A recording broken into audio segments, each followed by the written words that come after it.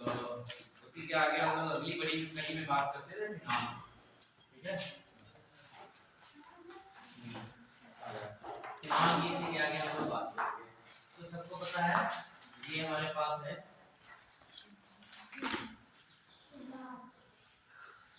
ठीक, ये हमारे पास क्या है फिनॉल।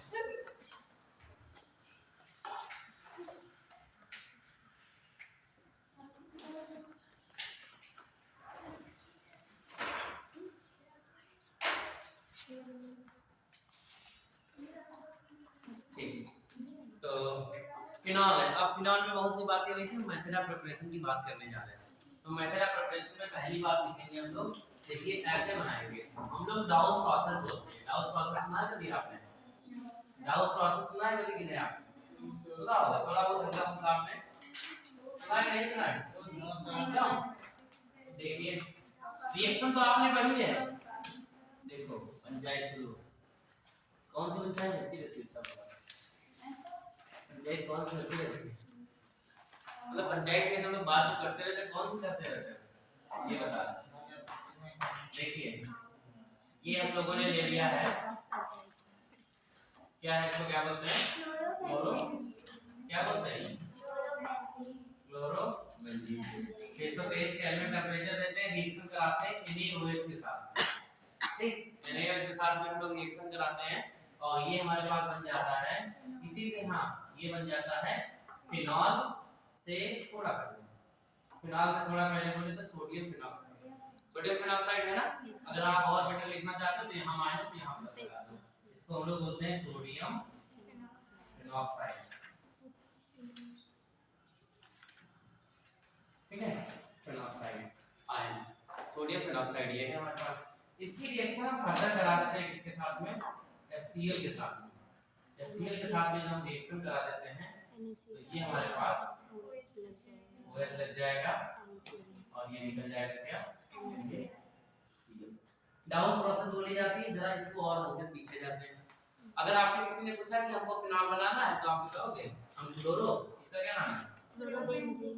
क्लोरोबेंजीन से बना सकते हैं, बहुत सही सर आपने बताया।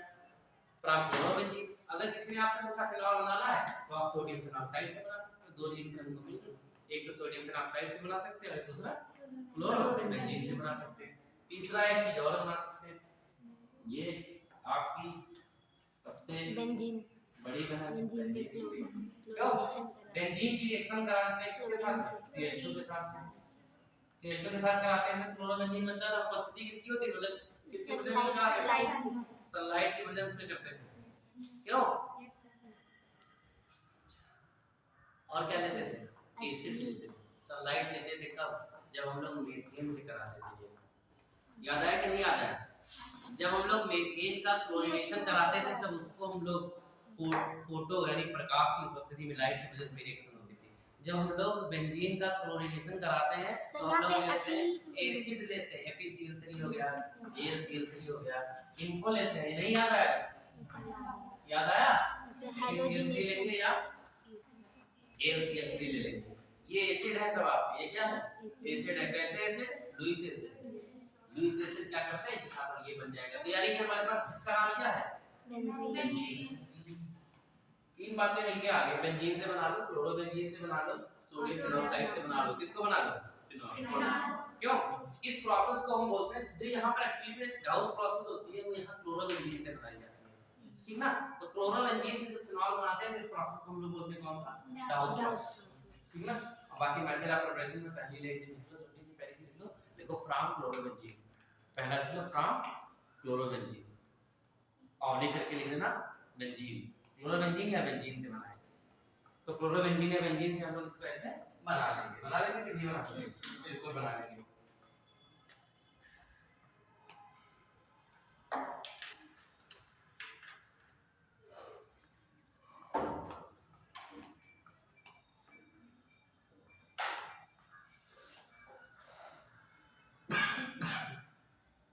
हो गया? छाप लिया? नहीं छापा? हाँ लिया सर।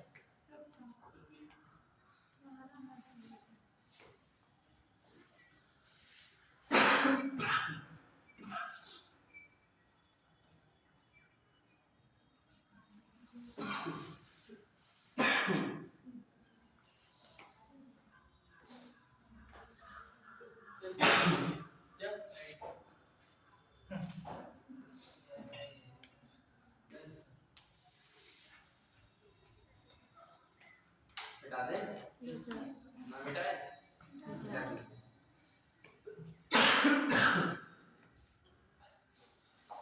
बेटा दे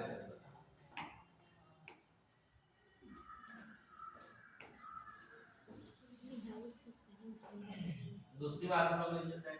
दूसरा लिखो from benzene sulphonic acid. Benzene sulphonic acid से हम लोग बना रहे हैं।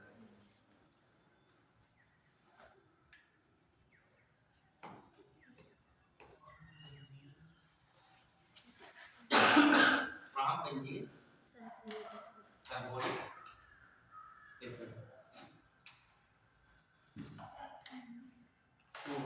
मतलब किसी को कोई दिक्कत? ठीक। तो बेंजीन सल्फोनिक एसिड यहाँ पर हमारे पास क्या आ गया? SO3। इसको क्या बोलते हो? बेंजीन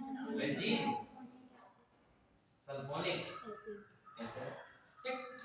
अब ये भी अगर हम बात करें तो ये भी किससे बना होगा? Concentrate H2SO4। कंसंट्रेट H2SO4 यानी कि बेंजीन से बना होगा बेंजीन सल्फोनिक एसिड। ये लोग ये नहीं बता रहे हैं आपको बिल्कुल एकदम पीछे से बता रहे हैं। अगर आपको इससे बनाना होगा तो इससे बनाना है। बेंजीन से आपने बना लिया benzene sulphonic acid. Reactant change कर दिया आपने। क्यों? और रिएक्टेंट पे रिएक्शन डिपेंड होती है। सॉरी रिएजेंट चेंज कर दिया। रिएजेंट के ऊपर डिपेंड करती है। ठीक। फिर उसके बाद आपने क्या किया? इसमें इसकी रिएक्शन आपने करा दी किसके साथ में? किसके साथ में आपने करा दी बताओ? इसकी रिएक्शन आपने करा दी NaOH के साथ। जब NaOH के साथ में आपने रिएक्शन कराई तो ये चेंज हो जाएगा सोडियम फिनॉक्साइड में। किसमें चेंज हो जाएगा? सोडियम फिनॉक्साइड में। सोडियम फिनॉक्साइड देखिए जरा सोडियम किसमें चेंज होगा? सोडियम फिनॉक्साइड में। क्यों? चेंज करा है ना? चेंज करा है। चेंज करा दीजिए। ये निकलेगा यहाँ से। ये क्या निकलेगा बताओ? Na सोडियम हाइड्रोसल्फाइड ये निकल जाएगा। ठीक। अब अगली बात हमारे पास क्या आ जाएगा? OH जो है वहां पे जाके लग जाएगा। लगना चाहिए सीधे। तो सोडियम फिनॉक्साइड कैसे बनेगा? ठीक। चलो इसको हम निकालते हैं। दो मॉलिक्यूल NaOH। ठीक। तो ये हमारे पास वाटर रिलीज हो जाएगा। रिलीज होगा कि नहीं? जितने समझ पा रहे हो?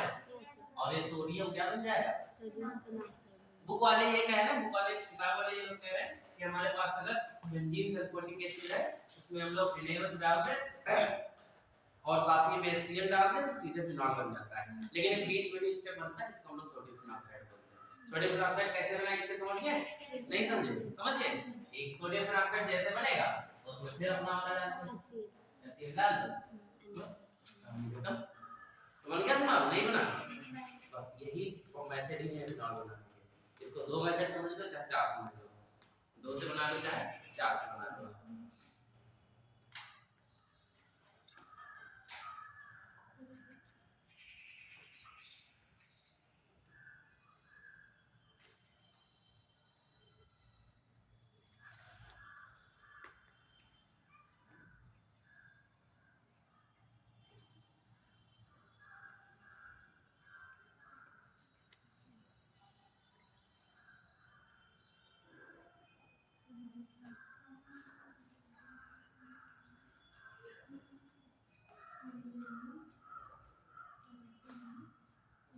नोट कर लिया भैया?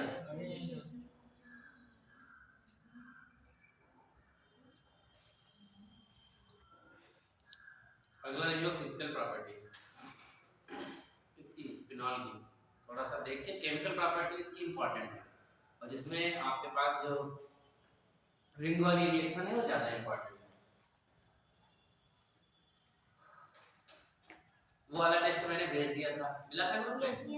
कौन सा टेस्ट था? सर वेक्टर में टेस्ट जिसमें प्राइमरी सेकेंडरी और फिर एक छोटी सी पतली सी चिट भेजी थी। मैंने आपको क्वेश्चन भेजे। क्वेश्चन आपने भेजे थे? हमने क्वेश्चन देखे थे आपको। सर हम लोगों को इग्नोर कर देते हैं।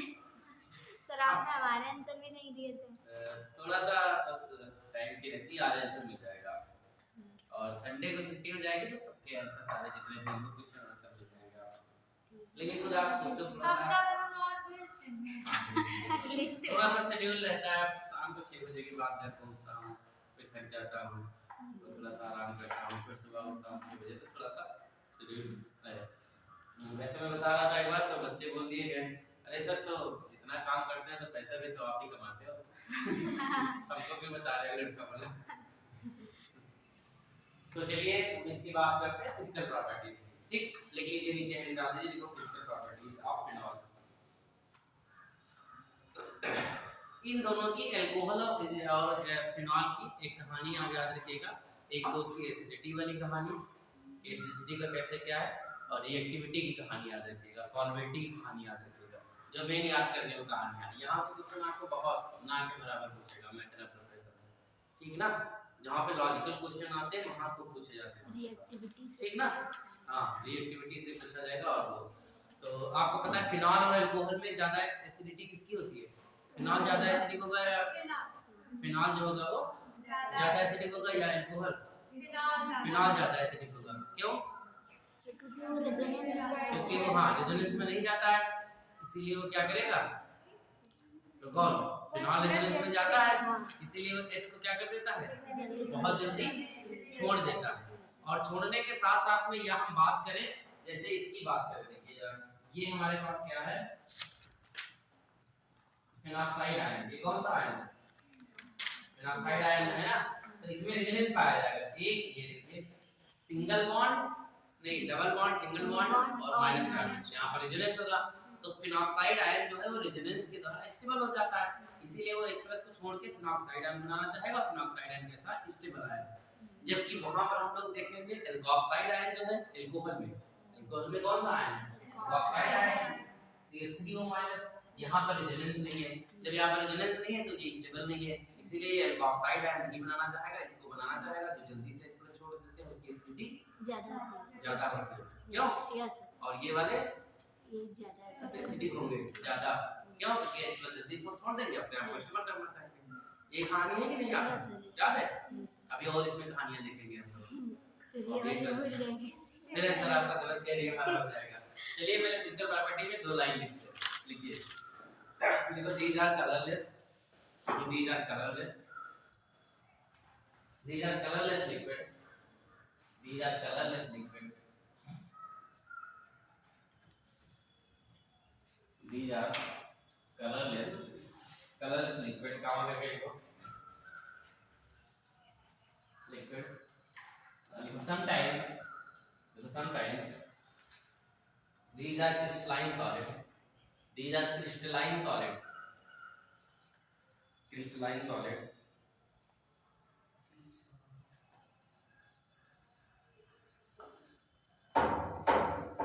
अगर हम इसको एयर के साथ में इनका बहुत धीरे-धीरे स्लो ऑक्सीडेशन कराएं तो ये क्या हो जाएंगे, कलर्ड भी देखने को मिल सकते हैं। तो but become coloured due to slow oxidation with air, due to slow oxidation with air.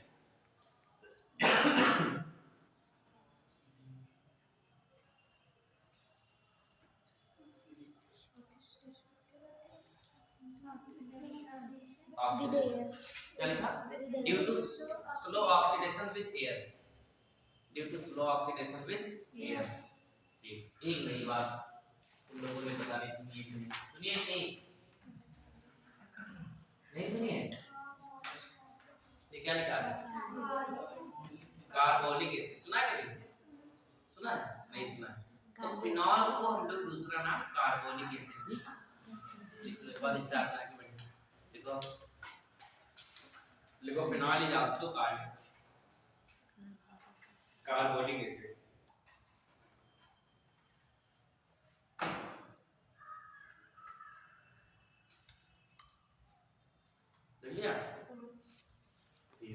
अब सॉल्युबिलिटी की बात करेंगे। तो फिनॉल बताओ सॉल्युबल होंगे वाटर में कि नहीं होंगे? वाटर में सॉल्युबल तो होंगे। हाइड्रोजन बॉन्डिंग पाई जाएगी। हाइड्रोजन बॉन्डिंग कौन सी पाई जाएगी? इंटर की इंट्रा, अलग अलग है, एक मॉलिक्यूल से दूसरे मॉलिक्यूल के बीच में पाई जाएगी तो उस बॉन्डिंग को हम लोग बोलते हैं इंटर मॉलिक्यूलर हाइड्रोजन बॉन्डिंग। अच्छा, इंटर और इंट्रा दोनों में ज्यादा बॉइलिंग पॉइंट किसका होगा? इंटर वाले का बॉइलिंग पॉइंट ज्यादा होगा इंट्रा से। क्यों? वो अलग-अलग मॉलिक्यूल अलग-अलग मॉलिक्यूल के बीच में होते हैं ना, सेम मॉलिक्यूल के बीच में है तो मॉलिक्यूल भाग जाएगा। ऐसे बॉन्डिंग बनी रहे, क्या करना, मॉलिक्यूल को भगाना रहता है। तो इंटरमॉलिक्यूलर में हाइड्रोजन बॉन्डिंग क्या होती है, ज्यादा होती है। अगर हम इसकी बात करते हैं, जैसे फिनॉल है आपके पास, अभी हम बात करते हैं, आप लोग बताओगे? बिल्कुल बताओगे।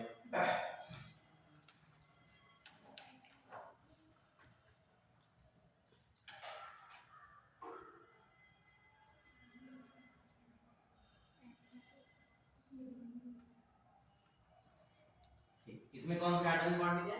इंटर नीचे वाले में, इंट्रा है, नीचे वाले में इंट्रा है और ऊपर वाले में इंटर पाई जाएगी।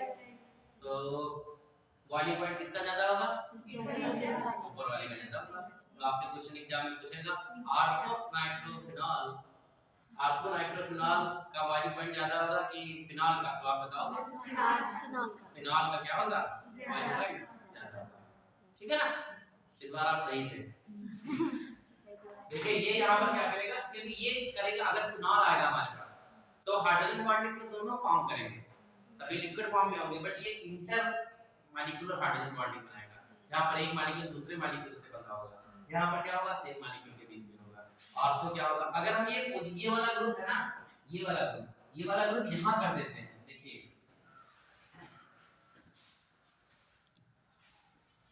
ये वाला ग्रुप इस पोजीशन पे कर देते हैं यहाँ पर। अब ये नहीं बना पाएगा, ये यहाँ से यहाँ बॉन्ड नहीं बना पाएगा। अब ये क्या करेगा, पड़ोस वाला मॉलिक्यूल होगा उनके हाइड्रोजन से बनाएगा, तो ये फिर इंटर मॉलिक्यूलर हाइड्रोजन बॉन्डिंग दिखाने लगेगा। फिर क्या होगा, फिर इसकी और इसकी पूछेगा ortho nitrophenol and para nitrophenol दोनों में से किसका बॉइलिंग पॉइंट ज्यादा होगा? तो आप बताओगे पैरा। क्यों भैया नहीं समझ पाए? समझ गए? ठीक है, फिलहाल आगे लिखिए आप लोग ये बात। फिनॉल अगर ये पूछेगा फिनॉल और इन दोनों में से है तो उसके मॉलिक्यूलर मास के ऊपर डिपेंड करेगा, इसका मॉलिक्यूलर मास ज्यादा है इसलिए इसका ज्यादा हो जाएगा। ठीक ना? तो नीचे लिखिए आप लोग, क्या लिखो, due to the presence of intermolecular hydrogen bonding, due to the presence of intermolecular hydrogen bonding, due to the presence of intermolecular hydrogen bonding, due to the presence of intermolecular bonding,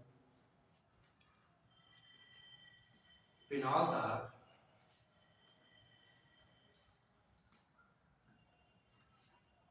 are water soluble.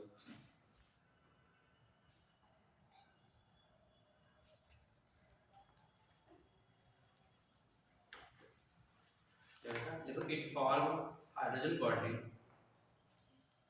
it form hydrogen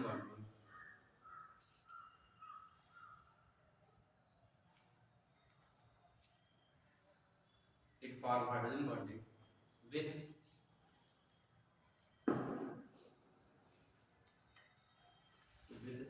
water molecule with water molecule. Added are the acidic nature of phenol. Added are the acidic nature of phenol. Acidic nature of phenol.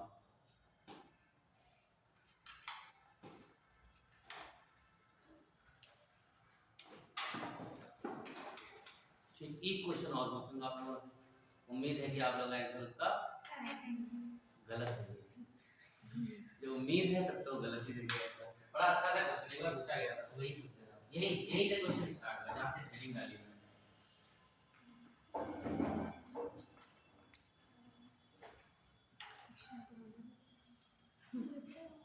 क्या हुआ बताओ भाई लोग। तो heading क्या पड़ी आपकी? Acidic nature of phenol. तो एसिडिक नेचर बात करते हैं हम लोग फिनॉल की। तो एसिडिक नेचर फिनॉल की हेडिंग डालने से पहले आप ऊपर डाल लीजिएगा क्या, केमिकल प्रॉपर्टीज ऑफ फिनॉल। भूल गए थोड़ा सा, केमिकल प्रॉपर्टीज ऑफ फिनॉल। और केमिकल प्रॉपर्टीज ऑफ फिनॉल से पहले heading chemical properties of phenol लिखिए पहले, फिर हम बताते हैं आपको। लिखिए आगे।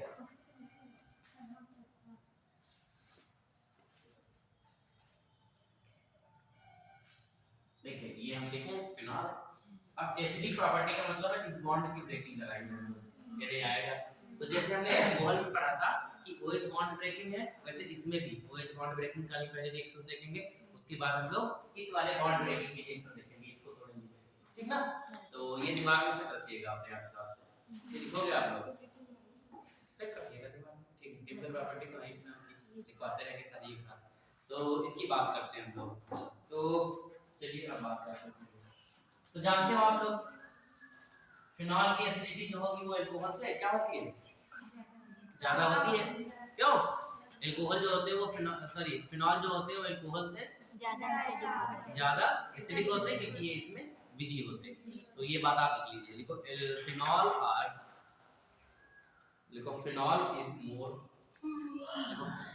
लिखो फिनॉल इज मोर, सुनो जाना, phenol is more acidic, phenol is more acidic then alcohol.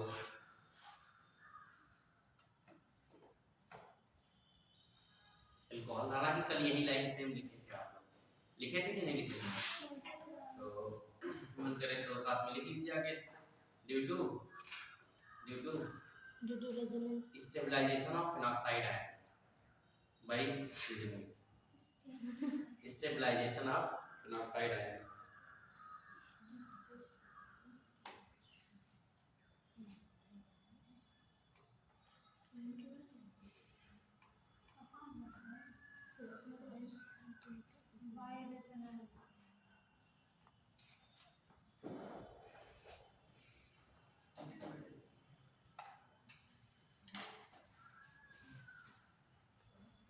ठीक, तो एक कॉमन सी रिएक्शन लिख लीजिए, फिर क्वेश्चन देखिए। ये हमारे पास क्या है, Na H मेटल के साथ में कराए, क्यों भैया? और इसने क्या किया,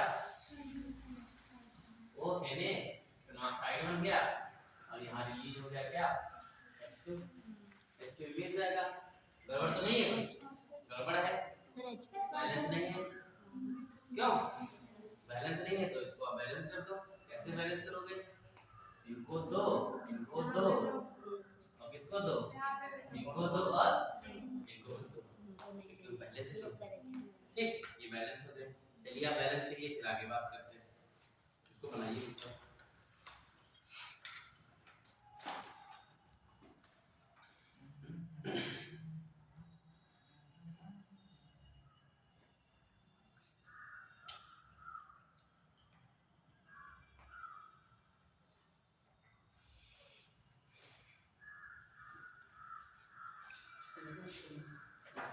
कहाँ लेके जाते हो, अभी लेट हो गया है।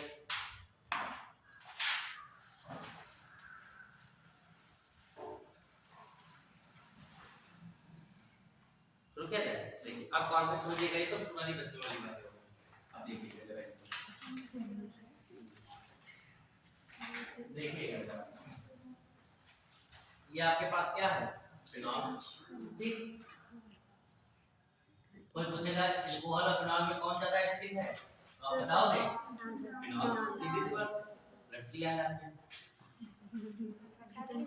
कोई समझ लिया है कि इन दोनों में कौन ज्यादा एसिडिक है, तो आप बताओगे, जरा सोच लीजिए, चलो मैं सोचने का मौका दे दिया आपको, 1 मिनट बताइए इन दोनों में कौन ज्यादा एसिडिक होगा। सर ये फिनॉल ज्यादा एसिडिक होगा, फिनॉल जो होगा वो ज्यादा एसिडिक होगा सर, इस पे ये इलेक्ट्रॉन डोनेट दे रहा है, इलेक्ट्रॉन इलेक्ट्रॉन डेंसिटी यहाँ बढ़ जाएगी तो वो इसको छोड़ेंगे नहीं, चले चलो तुम भी रह लो, क्योंकि क्या कर रहा है, इलेक्ट्रॉन ले रहा है तो उनको रहने देंगे वो। तो ये वाला क्या होगा, कम एसिडिक होगा और ये वाला ज्यादा एसिडिक होगा। अब बताइए दोनों में कौन ज्यादा एसिडिक होगा। मैं पूछ सकता है आपसे, अरे आर्थो हाइड्रोक्सी ट्राइल या वो है, सॉरी क्या बोलेंगे हम लोग, आर्थो मिथाइल फिनॉल या मेटा मिथाइल फिनॉल, दोनों में से कौन ज्यादा एसिडिक होगा, आप बताओ। सर आर्थो वाला से ज्यादा, आर्थो वाला क्या होगा, ज्यादा एसिडिक होगा और मेटा वाला कम एसिडिक होगा। ऐसा क्यों सर? क्योंकि सर ये आर्थो वाले की स्टेबिलिटी सर कम होती है। स्टेबिलिटी क्या होगी उसकी? कम होती है। कम होती है। ऑर्थो वाले की? हाँ सर। ठीक, एक और मैंने बना दिया आपके सामने मेरा। वो कौन सा है? पैरा। पैरा वाला। Yes sir. अब बताइए लाइन से बनाते हैं क्यों? अब बताइए इन तीनों में कौन ज्यादा एसिडिक होगा? सर ये पैरा। ऑर्थो वाला ज्यादा एसिडिक होगा, उसके बाद दूसरा वाला कम एसिडिक, उसके बाद तीसरा वाला और कम एसिडिक। ऐसा क्यों? वो कह रही बेटा वाला ज्यादा एसिडिक होगा।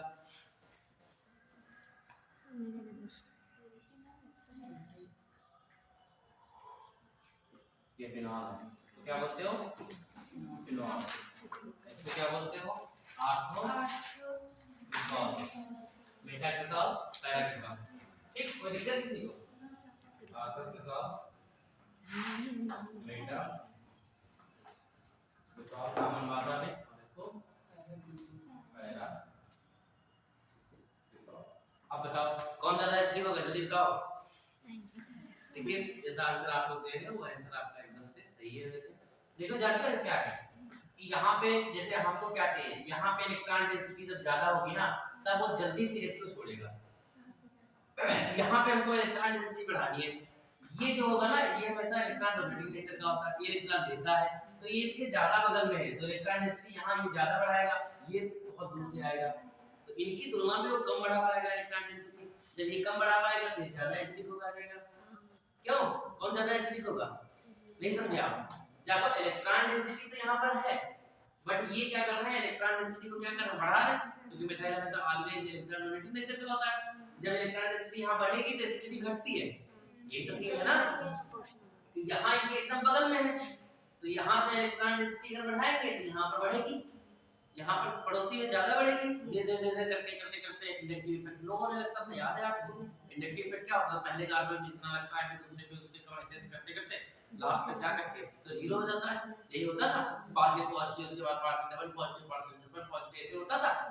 तो यहाँ पर क्या होगा, यहाँ पर जब इलेक्ट्रॉन डेंसिटी यहाँ किसके इलेक्ट्रॉन डाल देंगे तो इलेक्ट्रॉन यहाँ से यहाँ पहुंचने में टाइम लगेगा, मतलब यहाँ पर इलेक्ट्रॉन डेंसिटी इनकी तुलना में थोड़ा सा कम हो जाएगी। जब कम हो जाएगी तो एसिडिटी बढ़ेगी, तो सबसे ज्यादा एसिडिक कौन हो जाएगा? पैरा, उसके बाद मेटा, उसके बाद ऑर्थो, उसके बाद फिनॉल। फिनॉल सबसे ज्यादा एसिडिक होगा। क्यों? तो फिनॉल यहाँ ना बनाए वहां पर बना दे। क्यों भैया? तो ऑर्डर क्या हो जाएगा, ये वाला। नहीं समझे अभी आप? समझ गए ना? सीधा से आंसर कर दिया।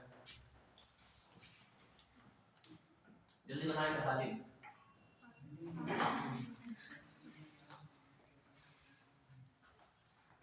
जल्दी एसिडिक स्ट्रेंथ बना दो।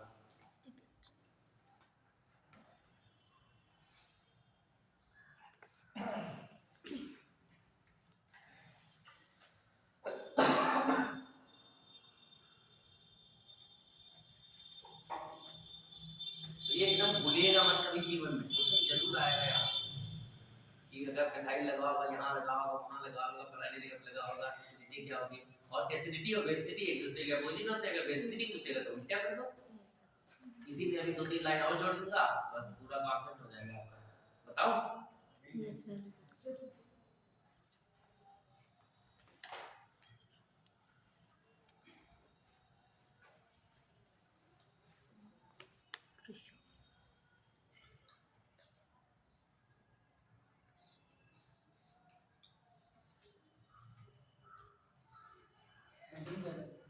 Heading acidic strength of phenol या एसिडिटी ऑफ फिनॉल।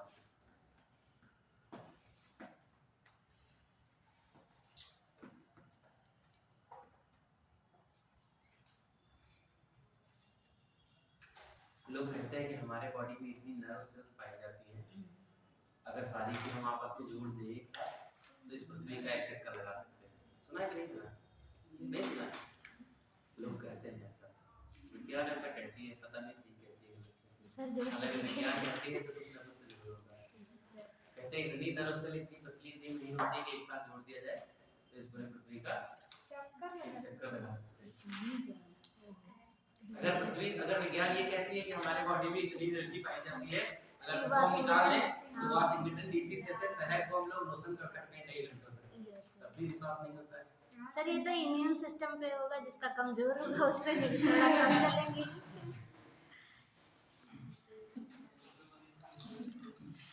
क्या बताएं, उत्तर ऐसे छात्रों के आ जाते हैं ना, कभी ये टीचर पढ़ाने छोड़ देते हैं। एक बच्चे को हम बता रहे थे कि इलेक्ट्रॉन जो इलेक्ट्रॉन होता है ना वो हमेशा करंट के अपोजिट चलता है, ये सबको पता है। अगर इलेक्ट्रॉन बढ़ जाएगा तो इलेक्ट्रिसिटी इधर को आती है। तो ऐसे बता रहा था मैं, तो उस लड़के ने कहा सर इसका मतलब जब हम मोबाइल को चार्ज करते हैं बोर्ड में लगा करके, तो करंट अगर हमारे मोबाइल में बोर्ड से आती है तो इसका मतलब मोबाइल के सारे करंट इलेक्ट्रॉन कहाँ चले जाते होंगे, बोर्ड में चले जाते होंगे। तो सही भी बात है भाई, अगर करंट जो है वो इलेक्ट्रॉन के अपोजिट चलती है, तो करंट अगर बोर्ड से आएगी आपके मोबाइल में तो इसका मतलब इलेक्ट्रॉन मोबाइल के सारे कहाँ चले जाएंगे, बोर्ड में चले जाएंगे, वायर में चले जाएंगे। तो भाई बात तो तुम्हारी सही है, बट ऐसा एक्चुअली में बताया जाता है यहाँ पे आपको, होता भी यही है। बट वो जब मोबाइल चार्ज करते हैं हम लोग तो एक सर्किट कंप्लीट होता है, जब तक सर्किट कंप्लीट नहीं होता तब तक कुछ नहीं होता। तो सर्किट कंप्लीट होने में इलेक्ट्रॉन कहीं जाते नहीं है, इलेक्ट्रॉन ही एक्चुअली में वो एनर्जी को लेकर के जाते हैं, एनर्जी को लेकर जाते हैं। इलेक्ट्रॉन के ऊपर जो चार्ज है वही तो एनर्जी है, और वो एक सर्किट कंप्लीट करते हैं। सर्किट कंप्लीट होने के लिए जैसे आपको पता ये है मान लो बैटरी, ठीक ना, ये मोबाइल। अब यहाँ से आपने क्या किया, ये इलेक्ट्रॉन इधर जा रहा है और करंट इधर से इधर जा रहा है, इस मोबाइल में चार्ज हो रही है, लेकिन एक वायर इधर से भी है हमारे पास, तो ये इलेक्ट्रॉन यहाँ से होकर के यहाँ ऐसे इलेक्ट्रॉन घूम रहे हैं, सर्किट कंप्लीट हो रहा है। कहीं इलेक्ट्रॉन ना रुक रहे हैं ना कहीं जा रहे हैं, और ना करंट यहाँ पर, सिर्फ सर्किट कंप्लीट हो रहा है और वो एनर्जी इस इलेक्ट्रॉन के थ्रू आ रही है और यहाँ पर स्टोर कर ली जा रही, रोक ली जा रही, ये हो रहा है। अगर ये वायर नहीं लगा होगा तो कुछ होगा ही नहीं, आप जानते हो। एक तार को आप पकड़ लोगे तो आपको कुछ नहीं होगा, करंट नहीं लगेगी। तो अब ये सोच के पकड़ना मत, एक तार को पकड़ लो भी लग जाती है करंट, जानते हो लग जाती है क्योंकि सर्किट कंप्लीट हो जाता है। अगर आप इसीलिए कहते हैं अगर सूखे कपड़े को नीचे डाल दो, आप पैर गीले ना है, तो आपका सर्किट जब तक कंप्लीट नहीं होता तब तक कुछ नहीं होता है। जो लोग देखो इलेक्ट्रिशियन आते हैं बनाने के लिए घर पे, वो तार पकड़ लेते, कुछ नहीं होता उनको, क्योंकि बस वो ये कहेंगे आपसे हमसे दूर रहना, क्योंकि उनको पता है कि आपकी थोड़ी सी गलती की वजह से उनका काम हो जाएगा। तो उनको पता है कि भाई सर्किट कंप्लीट अगर हो जाएगा तो हम नहीं बचेंगे, तो इसीलिए वो कहेंगे आप दूर रहना हमको। तो वो वो आपको बचाने के लिए नहीं कहते हैं, तो अपने आप को बचाने के लिए कहते हैं कि दूर रहना। तो सर्किट अगर कंप्लीट हो जाएगी ना, जैसे एक तार से करंट आएगी आपके पैरों तक जाएगी, सर्किट कंप्लीट नहीं होगा फिर वापस चली जाएगी, तो कुछ नहीं होगा। लेकिन अगर वही गीली मिट्टी या गीला थोड़ा सा पाएगा, आयंस पाएंगे, ये निकल जाएगा। ये कहानी होती, बाकी इलेक्ट्रॉन प्रोटॉन कहीं जाते नहीं है। तो इसका थोड़ा सा कांसेप्ट डाउट देखिए भैया इसकी बात। अब यहीं के आगे हम बोल रहे हैं कौन है, देखिए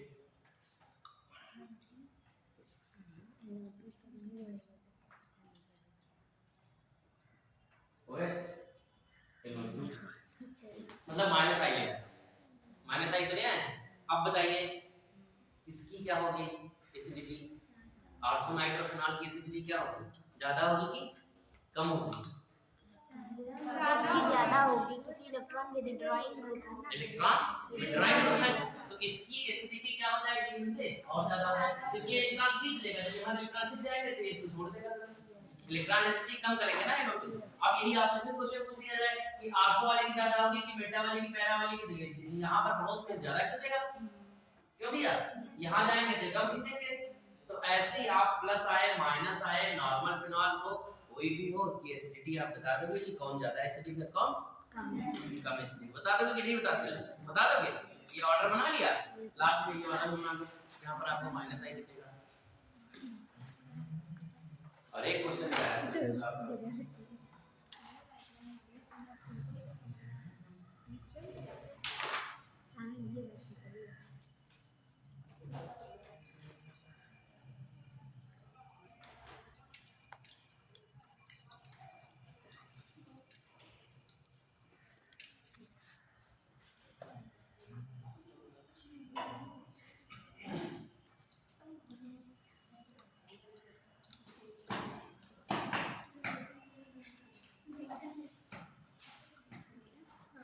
हमने कहाँ बनाएंगे?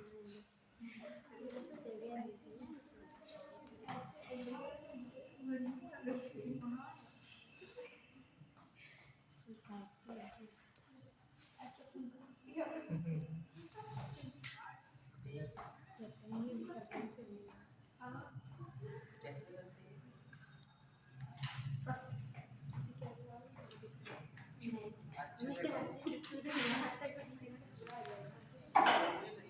मेरी भी इतनी छोटी है, हमने ये देखो सब लिखी और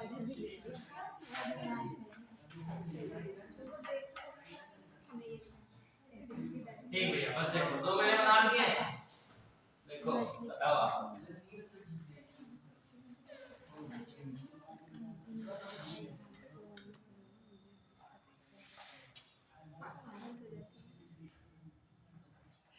ठीक, देखिए इससे बना है ये, इससे कैसे बना है?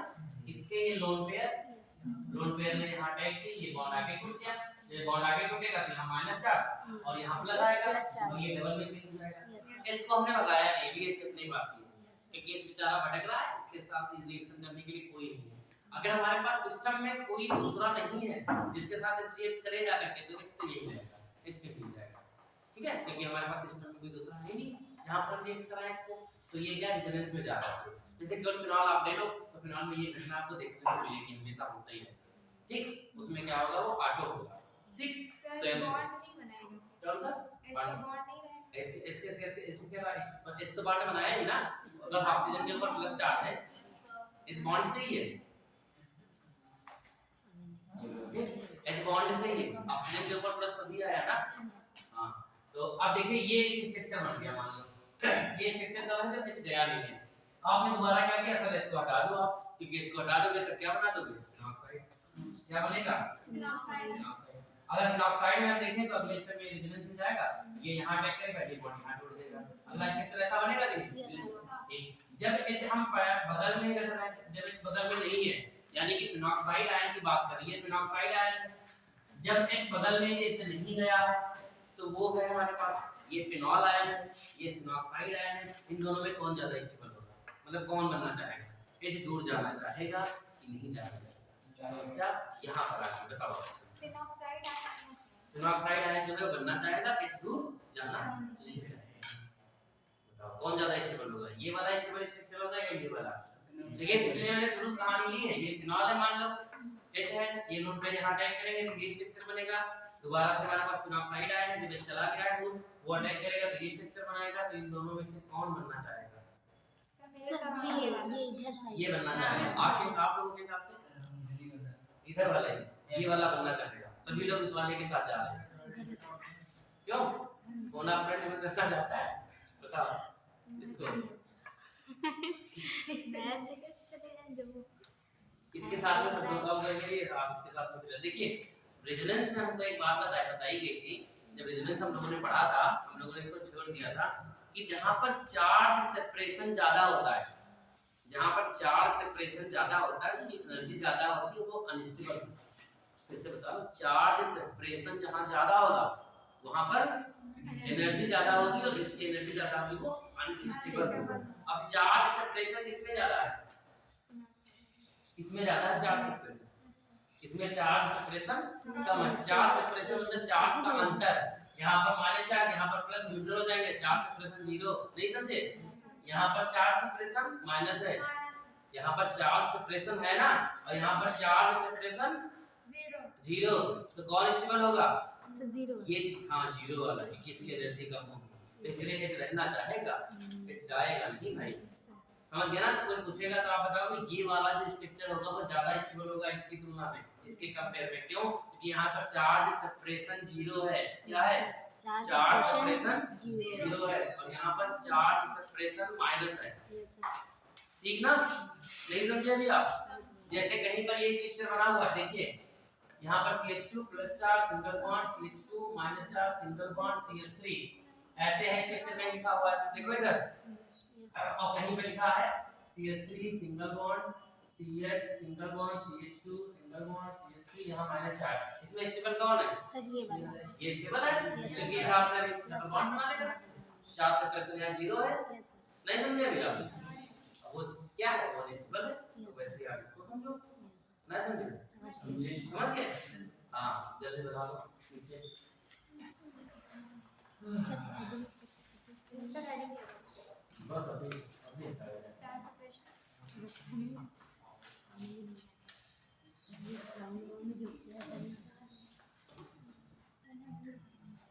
लिख ले नीचे देखो, मोर चार्ज सेपरेशन, देखो मोर चार्ज सेपरेशन, कुछ नहीं ऐसे लिखो, आई लाइन से ब्लैक पेन से, मोर चार्ज सेपरेशन,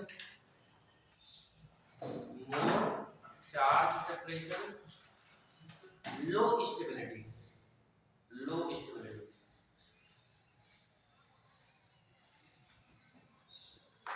ठीक है, दोनों को बना लो आप।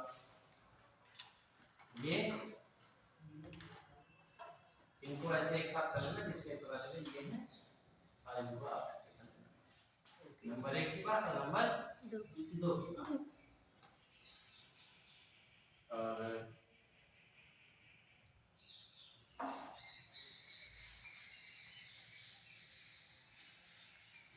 इसे लेना तो phenolic ion is more stable than क्या लिखा फिनॉक्साइड, लिख पाओगे कि नहीं लिख पाओगे? पहले बना लो तो बता, सो एसो फिनोलिक आयन सब लोग ये हम सो इसलिए बोल देते हैं क्योंकि हम भी भैया हिंदी मीडियम पढ़े थे यूपी बोर्ड, तो पहली बार जब इंग्लिश मीडियम पढ़ने गए थे तो बहुत जगहों पर अपने नोट्स उठा के देखते हैं, टीचर बोलते थे सो, हम लिख देते थे SHOW सो, या वहां पर वो SHOW जहां सो बोलते थे हम लिख देते थे SO सो, बहुत जगह।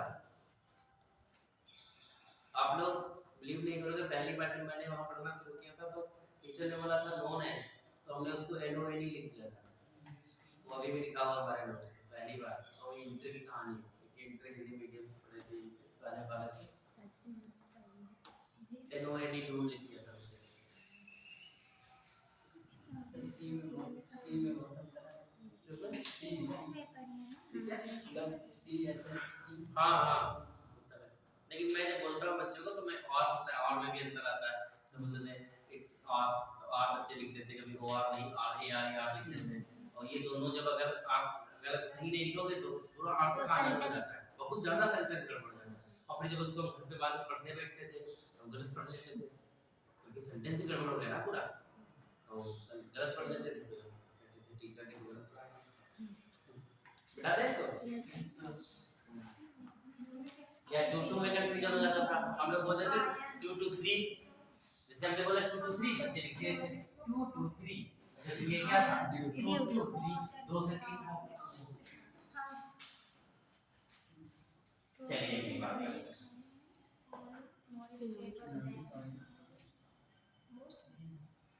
और सेम वैसी जैसे एस्टरिफिकेशन वाली रिएक्शन हुई थी, सेम वैसे रिएक्शन होगा, वहां पर R था, यहां पर AR होगा।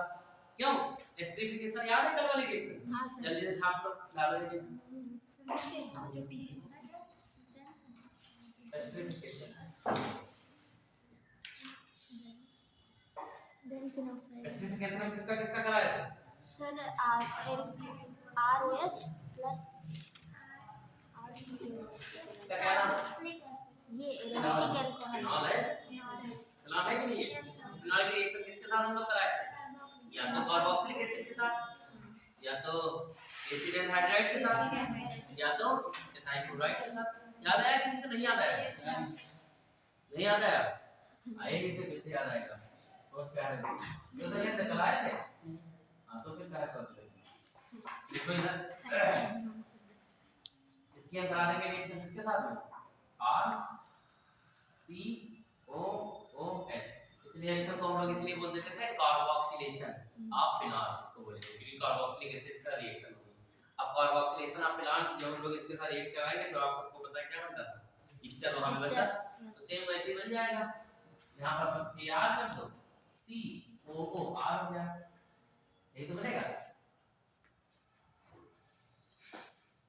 यहाँ पर आर था, वहां पर हमारे पास ये आर हो जाएगा। दूसरी रिएक्शन इसकी कर लीजिए, कर पाओगे? Yes sir. नहीं कर पाओगे? कर लेंगे। नहीं हो पाएगी, बता जल्दी। नहीं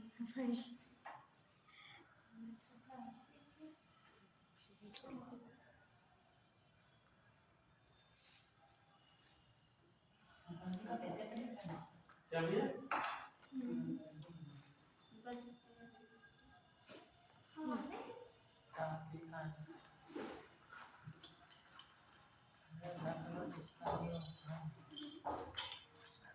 अगली बार हम लोग क्या करते थे, यहाँ पर RCOH लिए थे, दोबारा हम लोग क्या ले लेते थे, याद आया कुछ? एसिड एंड हाँ,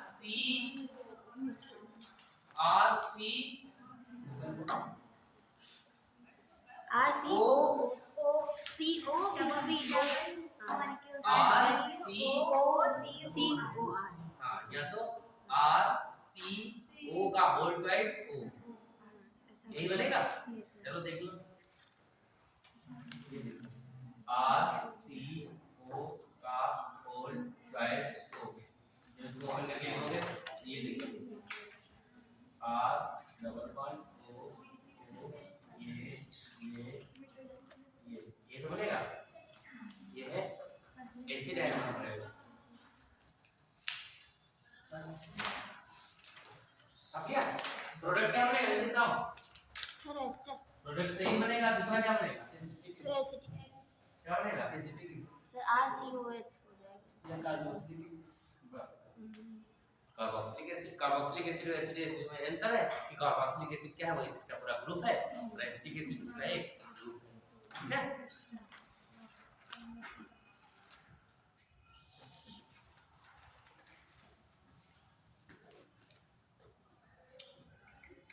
आप लिया भैया? Yes sir. अगली बात लिख लीजिए, बहुत जो रिएक्शन में नेम की लिखिए, electrophilic substitution reaction, electrophilic substitution reaction heading डाल दीजिए आप लोग।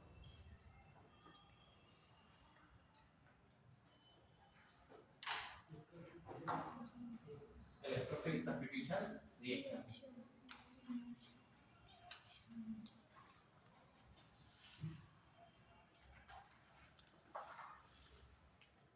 चलाते रिएक्शन हम लोग किसकी, फिनॉल की। तो फिनॉल में सबको एक विजिबिलिटी सी रिएक्शन पता है, कौन सी? एक तो हैलोजनेशन कराते हैं, यस सर। एक CH2 के साथ, सल्फोनेशन या सल्फोनेशन कराते हैं, या नाइट्रेशन या नाइट्रेशन कराते हैं, या फिर और कुछ करा सकते हैं। सल्फोनेशन कराते हैं, क्लोरीनेशन कराते हैं, नाइट्रेशन कराते हैं, ब्रोमिनेशन कराते हैं, जो मन करे वो कराते हैं, और एक रिएक्शन और करा सकते हो, फ्रिजन क्राफ्ट एल्काइलेशन और एसाइलेशन। करा पाओगे कि नहीं करा पाओगे, वो सब रिंग वाली रिएक्शन है। अच्छा बताइए, जैसे हमने फिनॉल ले लिया, बहुत सही आपने कर लिया, यहाँ पर वही करा दिया, इसकी रिएक्शन हमने करा दी, Cl2 AlCl3 की वजह से क्या बन जाएगा, क्या बनेगा, क्लोरो बेंजीन। बेंजीन के साथ कराएंगे तब क्लोरो बेंजीन, फिनॉल के साथ बनाएंगे तो क्लोरोफिनॉल। अब तो ये आर्थोक्लोरोफिनॉल बना है कि पैरा क्लोरोफिनॉल? आर्थोक्लोरोफिनॉल। आर्थोक्लोरोफिनॉल क्यों बना, मेटा क्लोरोफिनॉल क्यों नहीं बना? क्योंकि सर ये आर्थो और पैरा डायरेक्टिंग होता है। आर्थो पैरा डायरेक्टर, ये वाला ग्रुप मैंने इतने सारे ग्रुप दिखाए थे, कि यहाँ डिपेंड करेगा कि कहाँ पे लगेगा। अभी हो सकता है यहाँ पर OH ना होता, यहाँ पर NO2 लगा दे, इसकी रिएक्शन करा देंगे हम लोग, इसका नाम क्या है, एनालीन।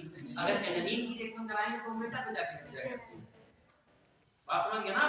तो डिपेंड इनके ऊपर करता है कि वो किसके ऊपर अपना अटैक कराएंगे। तो जो वो हाइड्रोक्सिल ग्रुप होता है वो आर्थो और पैरा डायरेक्टर होता है, जिसमें से आर्थो मेजर बनेगा और पैरा क्या बनेगा, तो लिखवाया ना एक ग्रुप, सारे ग्रुप छपा दिए थे। तो वो आर्थो और पैरा डायरेक्टर होता है, कौन, हाइड्रोक्सिल ग्रुप, ठीक ना। तो OH क्या करेगा, आर्थो और पैरा पे अटैक कराएगा। तो पहली हेडिंग लिखो हैलोजनेशन, पहला लिखो हैलोजनेशन, अटैक करने वाले हैलोजनेशन।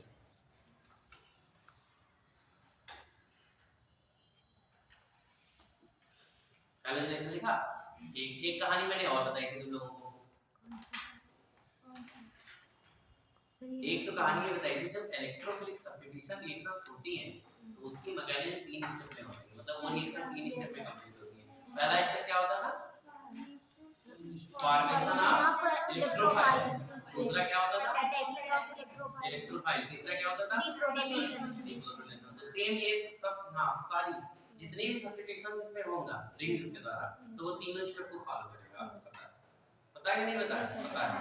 तो हैलोजेनेशन में जल्दी छाप लो रिएक्शन, छापा को कि नहीं? छाप लो हैलोजेनेशन।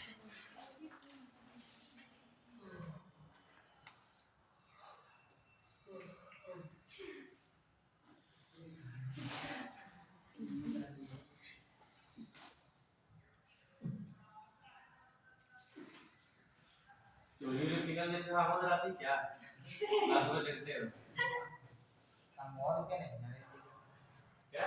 इसके आगे पीछे वाले शैलेंद्र है क्या? कल आए थे 2 बजे।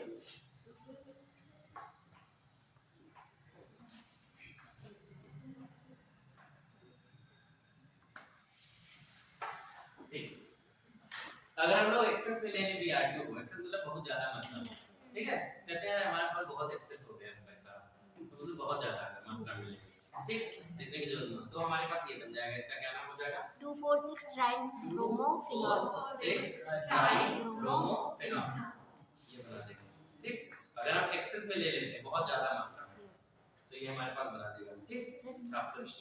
देखो नीचे लिखो if bromine taken in excess, if bromine taken in excess, ज्यादा मात्रा में ले लेंगे, ये रिएक्शन करा देंगे, taken in excess,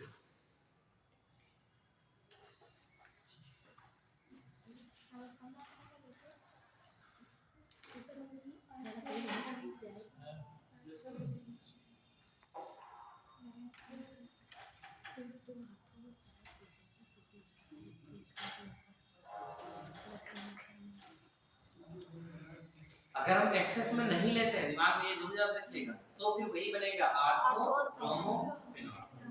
अच्छा, एक बात और देखिए,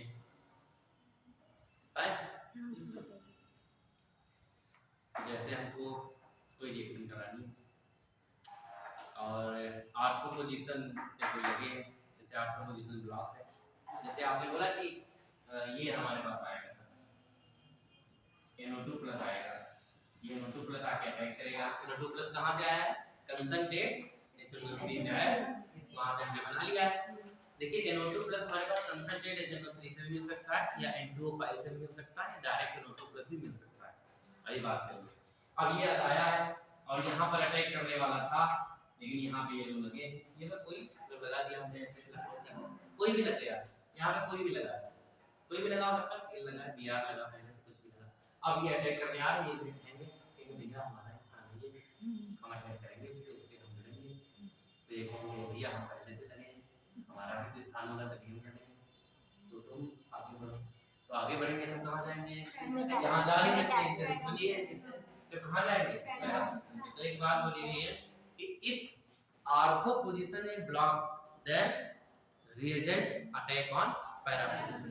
अगर ऑर्थो पोजीशन ब्लॉक है तब वो जाकर के पैरा पोजीशन पे अटैक करेगा, अदरवाइज वो क्या करेगा? ऑर्थो पोजीशन पे अटैक करेगा। नीचे लिख लीजिए, देखो देखो in case of phenol, in case of phenol, in case of phenol, attack of electrophile, in case of phenol, attack of electrophile is always on ortho position, is always on ortho position, but नहीं, but तुम क्या लिखोगे? if लिखोगे, और तो काट दो, देखो if ortho position is blocked, if ortho position is blocked, देखो then attack on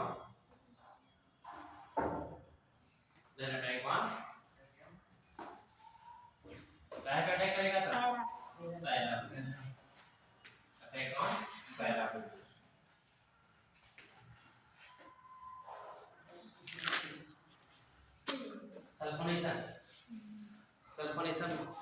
सॉल्फोनेशन में कुछ याद नहीं रखना, आप सबको पता है वो बना देगा क्या आर्थो क्या बनाएगा सल्फोनिक आर्थो नहीं क्या बनाएगा बता दीजिए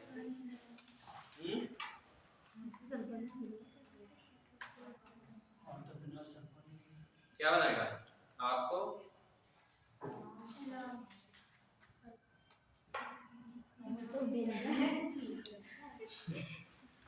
नाम बताओ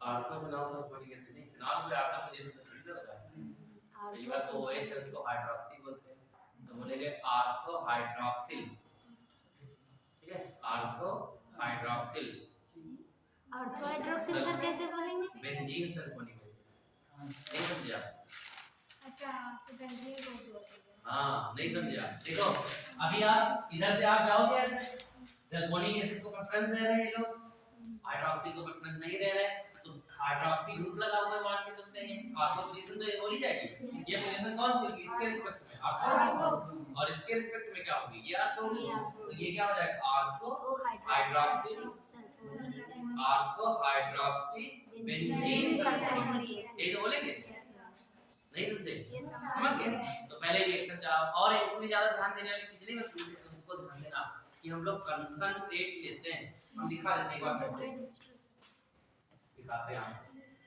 देखिए ये हमारे पास क्या है इसका नाम क्या है जल्दी बताओ क्या नाम है इसका H2SO4 और इसका क्या नाम है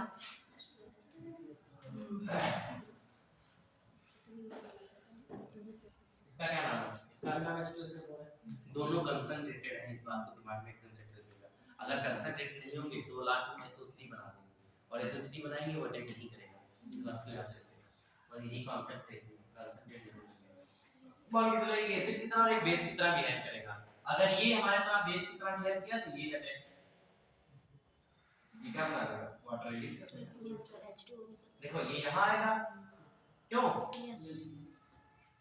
क्या बनाएंगे SOH2O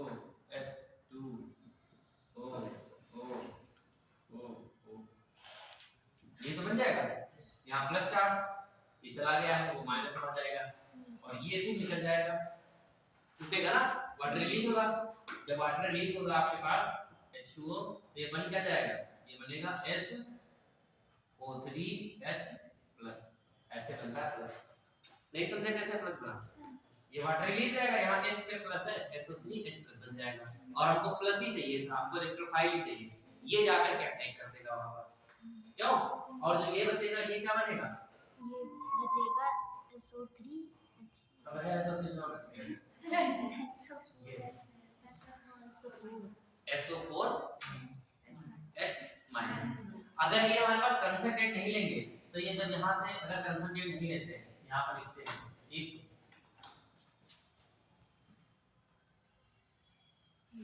if we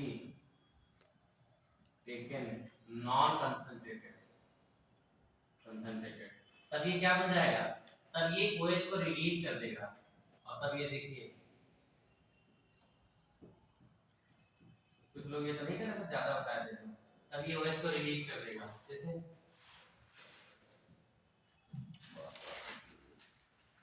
तब ये ऐसा होगा कि केस को रिलीज कर दिया इसे लेकर चला गया तो ये तो बचेगा तब ये क्या करेगा अब देखो इसमें एक चीज कर सकते हैं ये कहेंगे अरे यार हमारे इधर माइनस है तो इससे कहेंगे हाइड्रोक्सी को निकल जाओ हम प्लस है माइनस बना लेंगे ना बिल्कुल बना लेंगे इस OH को रिलीज कर देंगे और इसको रिलीज करके क्या बना लेंगे न्यूट्रल हो जाएगा लेकिन न्यूट्रल होने नहीं देगा कौन नहीं होने देगा कंसंट्रेटेड H2SO4 जो होगा वो न्यूट्रल होने नहीं देगा क्योंकि उसके पास वहां H+ इंतजार कर रहा है बहुत H+ होंगे वो तुरंत इनको ये होने पहले इनको न्यूट्रल कर देगा बात समझ गया ना तो हम लोग हमेशा क्या लेंगे वो कंसंट्रेटेड इसीलिए लेते हैं अदरवाइज ये हमारे पास SO3 बन जाता है SO3 गैस बन जाती है तो ये बात आप लोग पहले हेडिंग पढ़ी है क्या पढ़ी हेडिंग सल्फोनेशन ऑफ फिनॉल पढ़िए ना तो सल्फोनेशन कराओ ये एक्शन पहले हम कराते हैं देखो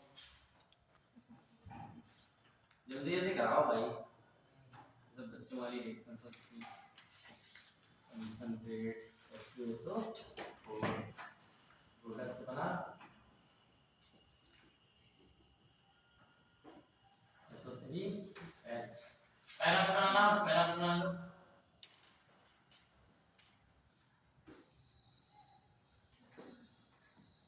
SO3H, इसका नाम बताओ।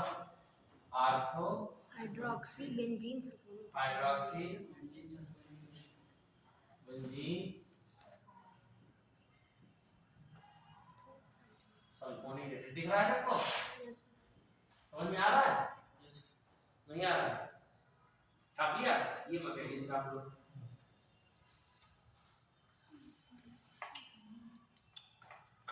अपने हिसाब से जैसे मन करे वैसे छाप लो।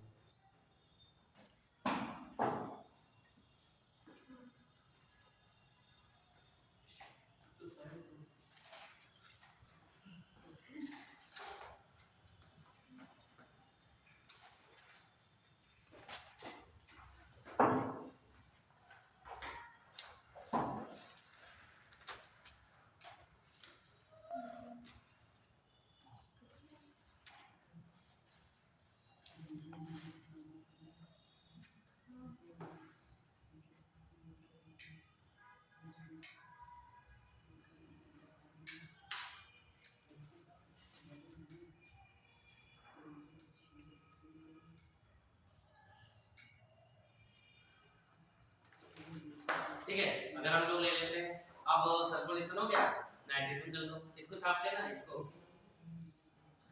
जिन लोगों को इसका कॉन्सेप्ट बहुत अच्छे से रटा है वो ना छापे, मन करेगा आपका।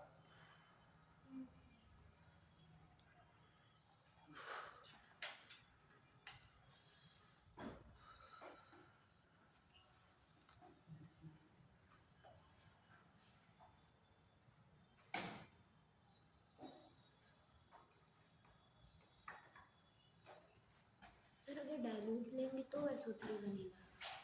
सर डाइल्यूट अगर लेंगे तो बनेगा। तो बनेगा ऐसा। तो ये रिएक्शन हमारे पास गड़बड़ा जाएगा, तो हमारा प्रोडक्ट गड़बड़ हो जाएगा, सॉरी रिएजेंट भी गड़बड़ हो जाएगा।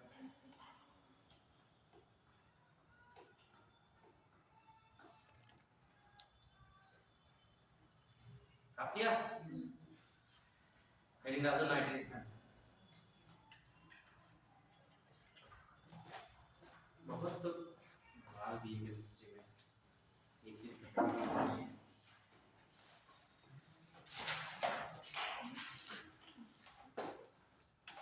डाले दिया। यस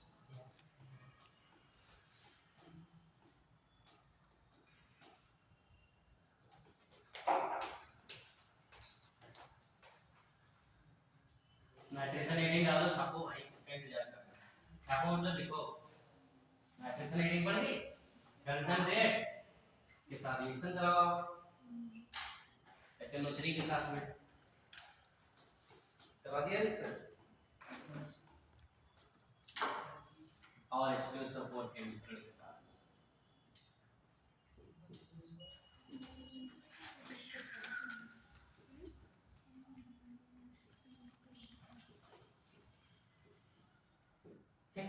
आपको पता है कि कंसंट्रेट HNO3 और कंसंट्रेट H2SO4 को आपस में मिक्स करके इसके मिक्सचर के साथ में रिएक्शन कराते हैं। मिक्सचर को बोलते हैं नाइट्रेटिंग मिक्सचर। क्या बोलते हैं? Nitrating mixture. और इस घटना को नाइट्रेशन बोलते हैं। और यहाँ पर हमारे पास बन जाएगा ortho nitrophenol. Ortho nitrophenol para पे रिएक्शन पे लग जाएगा, एक और लग जाएगा 2 gamma 4 gamma 6 tri nitro phenol. बोले तो इसका नाम होता है TNP, tri nitro. Picric acid कौन होता है? Tri nitro turning. ठीक है, हमारे पास ट्राई नाइट्रो फिनॉल। इसमें क्या दूसरा इस ट्राई नाइट्रो फिनॉल ये भी दूसरा नाम नहीं, दूसरा नाम नहीं बोला था मैंने, फुल फॉर्म मतलब शॉर्ट में बोला था TNP, tri nitro phenol. TNP वो TNT होता है, ट्राई नाइट्रो टर्निंग, और ये सब विस्फोटक पदार्थ होता है, ठीक ना, ये बनता है। और देखिए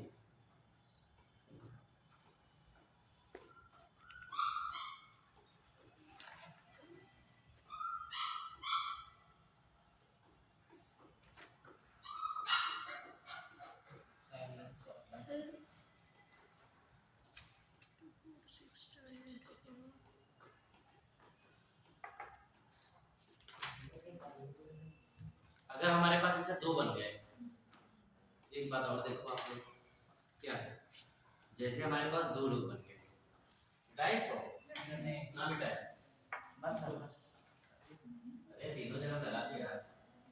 देखिए हमारे पास दो लोग बन गए, आप लोग बताओगे ये बन गया ठीक, और एक भाई साहब ये बन सकते हैं,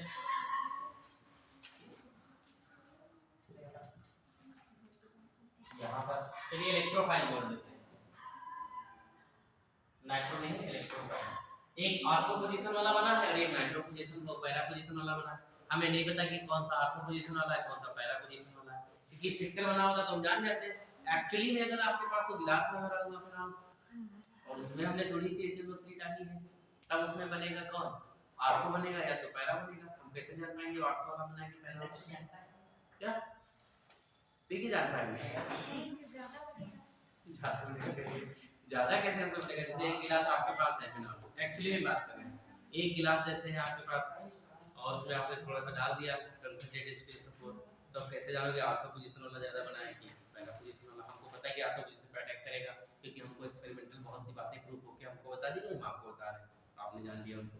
आप अपने बच्चों को आगे बताओ मैं क्या ऑर्थो वाला मेजर बनेगा। बट आपके पास एक्चुअली में अगर होगा तो आप कैसे देखोगे? जैसे sorry primary secondary HCl code 3 आपके पास एक्चुअली में थे, तब आपने न्यूक्लियस भाई साहब की मदद ली थी, तब उन्होंने बताया था कि कैसे अलग अलग करेंगे इनको। ऐसे ही अगर हमारे पास ऑर्थो और पैरा वाले दोनों मिल जाए, क्योंकि बेटा वाला यहाँ पर फॉर्म ही नहीं होगा तो बनेगा नहीं, तब हम कैसे अलग करेंगे? तो टेस्ट करेंगे। क्या करेंगे हम लोग? तो हम लोग इन दोनों को उबाल देंगे। क्या कर देंगे? उबाल। अब उबालने में जो पहले उड़ जाएंगे वो सब क्या होंगे? ऑर्थो वाले। ना समझे? क्योंकि ऑर्थो वाले का बॉइलिंग पॉइंट ज्यादा नहीं कम होता है, तो वो कम जिसका बॉइलिंग पॉइंट होगा वो कम टेम्परेचर पे उड़ जाएंगे, और जिनका बॉइलिंग पॉइंट ज्यादा होता है वो वो थोड़ी ये देर बैठे रहेंगे ना, क्योंकि इनका बॉइलिंग पॉइंट क्या होता है? ज्यादा होगा। नहीं समझे आप? समझ गए ना? तो ये बात लिख लीजिए आप लोग नीचे।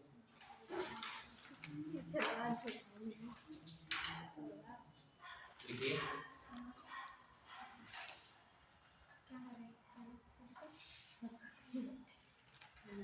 देखिए हमारे पास जब हमारे पास जो मेथड है ना केमिस्ट्री में, केमिस्ट्री से हम लोग दो अगर मिक्सचर आपस में मिक्स होते हैं, जैसे मान लो कोई भी दो लिक्विड है आपस में मिक्स हो गए हैं, तो यही मेथड हमारे पास जो डिस्टिलेशन मेथड होता है, इसी से हम लोग उन दोनों लिक्विड को अलग करते हैं, क्योंकि दोनों लिक्विड का आपके पास क्या होगा?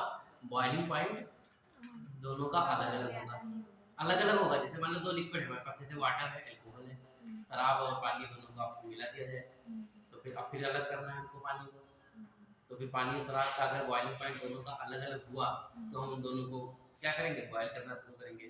जिसका बॉइलिंग पॉइंट कम होगा उसके मॉलिक्यूल पहले उड़ जाएंगे। जैसे आप दूध को जब गर्म करते हो तो दूध में पानी मिला है और दूध है आपका, और उसमें दूध के जो वाटर मॉलिक्यूल हैं वो पहले उड़ जाते हैं, समझ गए ना? उनका बॉइलिंग पॉइंट कम है, तो वो जब पहले उड़ जाएंगे तो हम लोग धीरे धीरे उड़ाते रहते हैं, फिर लास्ट में दूध बचेगा हमारे पास। क्यों? तो हम अलग कर लेते हैं, ऐसे सेपरेट करते हैं। बाकी कोई मछली नहीं है कि दूध से पानी को अलग कर दें, क्यों भैया? तो हम लोग हाँ, तो ऐसे बहुत सारी चीजें होती है जब दो लिक्विड आपस में मिक्स हो जाते हैं, तो हम लोग बॉइलिंग पॉइंट से क्या करते हैं, मतलब बॉयल करके उनको हम लोग क्या कर देते हैं? अलग कर देते हैं, ठीक ना? या तो वो मॉलिक्यूल वोलेटाइल नेचर के हो, अपने आप उड़ जाए, जैसे कि तारपीन का तेल वोलेटाइल नेचर का होता है, उसको हम लोग पेंट में मिक्स करके दीवारों पे पोत देते हैं, दरवाजों पे, और फिर दरवाजों पे पोतने के बाद जब दरवाजा सूखता है, मतलब वो तारपीन का तेल उड़ जाता है, तो खाली हमारी पेंट बचती है। क्यों? वो वोलेटाइल नेचर का होता है। तो ये बात लिखिए आप लोग, आर्थो पैरा वाली लिखो भैया। देखो ortho and para isomer, ortho and para isomer, ortho and para isomer can be separated, separate करना, अलग अलगाव, separated by steam distillation। हाँ steam मतलब होता है, steam में क्या होता है? steam distillation।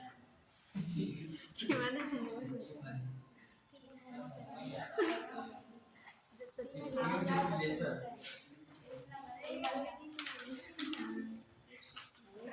वाष्पन क्या बोलते हो स्टीम डिस्टिलेशन लिख लिया भैया आप लोग नई लाइन से लिखो देखो नहीं उसी में लिखो बिकॉज आर्थो नाइट्रोफिनॉल या आर्थो आइसोमर लिखो ortho isomer because ortho isomer is ortho isomer is more volatile due to intramolecular hydrogen bonding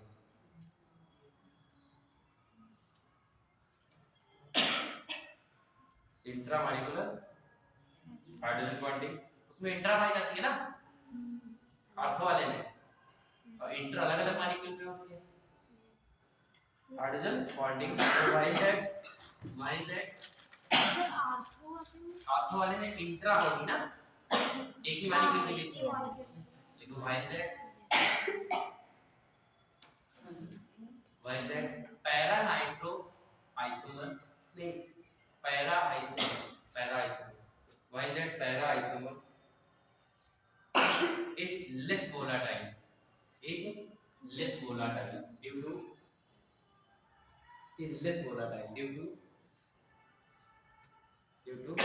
intermolecular hydrogen bonding which causes the association of molecule intermolecular hydrogen bonding which causes association of molecules associate होते हैं molecule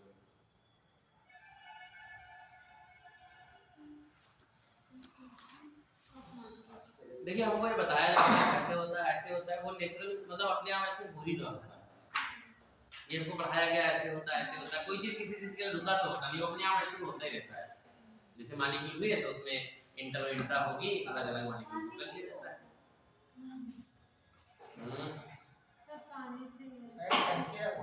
पानी आप पिया जाके P low जैसे भी हो पानी आपको उपलब्ध हो सके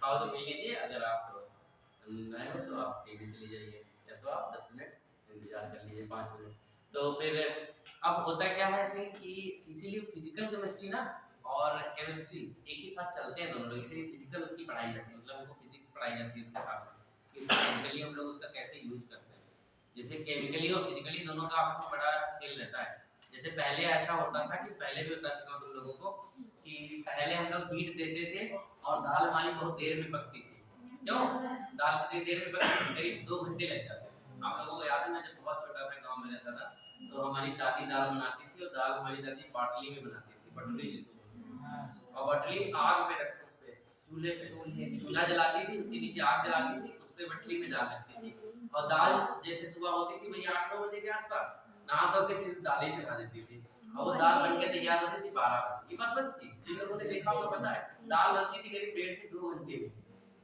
2 घंटा लग जाता था वो दाल हो कॉल करती थी और हीट लेके सोचिए कितनी हीट लॉस हो जाती थी दाल बनने में 2 घंटे आज की डेट में क्या है गैस पे रखो 10-11 मिनट 10-11 मिनट में 3 सीटी आएंगी धाड़ ऐसे होता ना यार की दाल में 3 सीटी लगती बहुत अनुभव है ये बनाते हैं तो सुनिए अब उसमें जानते क्या हुआ हम लोगों ने सोचा वो 2 घंटे की प्रोसेस को 10 मिनट में कर दिया 10 मिनट में क्यों कर दिया क्योंकि हमने क्या किया साइंस ने थोड़ा सा और चीजें डेवलप कर दी साइंस ने ये देखा कि अगर हम प्रेशर बढ़ाते हैं साइंस ने देखा कि अगर हम प्रेशर बढ़ाते हैं तो टेंपरेचर बढ़ जाता है साइंस ने देखा इसलिए उसने क्या किया प्रेशर बढ़ा दिया प्रेशर बढ़ाने के लिए प्रेशर कुकर ले आए अगर हम बाटली में दाल बनाए तो गैस पे भी 2 घंटे में बनेगी तो प्रेशर कुकर ले आए उन्होंने थोड़ा सा टेंपरेचर पाते हैं और टेंपरेचर को मल्टीपल कर देते हैं और दाल आपके सामने बन जाती है तो ये प्रेशर तो उसमें बढ़ाते हैं हम लोग और दाल आपकी कितनी जल्दी बन जाती है तो वो केमिकल और फिजिकल इसीलिए तो सारी चीजें एक साथ चलती रहती है ये सब साइंस की देन है भैया ये महादेवी वर्मा खोज के नहीं है तो आपसे अगर हम 10 साल पहले बात करें, कोई अगर आपसे ये बोल देता है कि हमारे पास एक मोबाइल होगा, उसमें हम बोलेंगे ऐसे, तुरंत बोल देंगे कि जो है मोटू पतलू वाला कार्टून आ जाएगा। छोटे बच्चे यही करते हैं, छोटे बच्चों को आता नहीं है लिखना। जो 2 साल 2.5 साल के बच्चे कार्टून सब देखते, सबके घर में बच्चे हैं, सब लोग यही देखते होंगे। सारे बच्चों को खेल लिए यूट्यूब पर जाते हैं, साइड में 22 वाला रहता है, उसमें टिक करते हैं, बोल देते हैं उसमें मोटू पतलू कार्टून आ जाता है। सबके हमारे भतीजा तो वही करता है, यही करता है, क्योंकि उसको पढ़ना लिखना तो आता नहीं कि उसको लिख पाए मोटू पतलू कार्टून या कोई भी, तो वही करता है। तो अब ये मोबाइल 10 साल पहले अगर कोई ऐसा सोचता तो ऐसा इम्पॉसिबल नहीं था कि ऐसा भी होगा ही, लेकिन चीजें चल रही हैं विज्ञान की देन में, तो हम लोगों ने किया है। चलिए अच्छा वापस आते हैं और आप लोगों ने हेडिंग डाली है अभी हेडलाइन लिखे रिवर्टिबल रिएक्शन, बस एक ही लिखो रिवर्टिबल रिएक्शन। हाँ, जिसको हम लोग रायमंड टेबल कहते हैं, लिख लीजिए आप।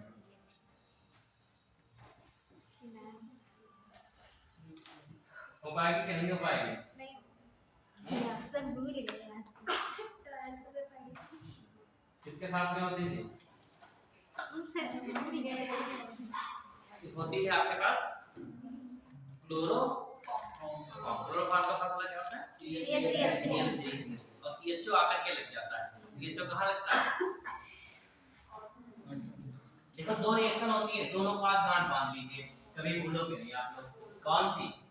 एक तो ये वाली, ये फिनॉल है, इसकी रिएक्शन हम कराएंगे CH3 के साथ में। एक ये फिनॉल है, इसकी रिएक्शन हम कराएंगे किसके साथ में? जल्दी बताओ। CO2 के साथ में। यहाँ पर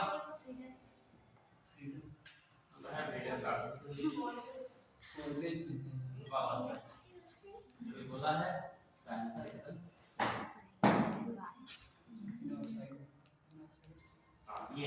ये रिवर्टिबल हो गया, आपके नीचे वाली कोलबे है। जब देखो रिएक्शन से इससे मतलब नहीं होता है कौन कोलबे, इससे मतलब है जब कार्बन डाइऑक्साइड के साथ में रिएक्शन करेगा तो वो कोलबे बोली जाती है, इसके साथ में रिएक्शन करेगा तो रिवर्टिबल बोली जाती है। इस बात को आप बस रास्ते में यही कहते रह जाना जनाब, इस CO2 के साथ में कोलबे, CO2 के साथ में कोलबे, CO2 के साथ में कोलबे, CO2 के साथ में जब भी होगा तो कोलबे रिएक्शन, ठीक ना? तो रिवर्टिबल में ऊपर वाले लिखिए, कोलबे में नीचे वाले लिखिए। सर इसका नाम सैलिसल्डिहाइड हो जाएगा। कौन सा? हाँ, ये बन जाएगा आपका पास सैलिसल्डिहाइड और ये बनेगा सैलिसिलिक एसिड। क्यों? ये बनेगा सैलिसिलिक एसिड, ये बनेगा सैलिसल्डिहाइड। रिवर्टिबल ऊपर वाले में लिखिए, नीचे वाले में लिखिए कोलबे।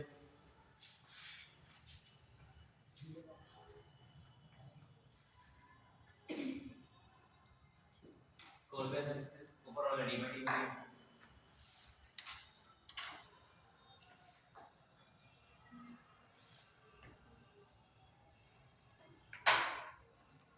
कर लिया? Yes sir.